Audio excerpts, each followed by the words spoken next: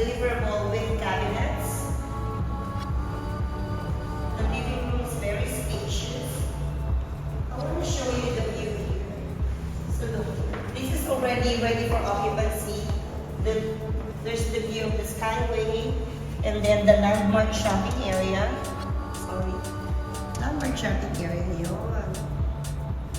So here we have the bedroom. One bedroom unit ready for occupancy. Let us know if you're interested. We'll give you the contact details later. Very, very spacious. And here's the bathroom.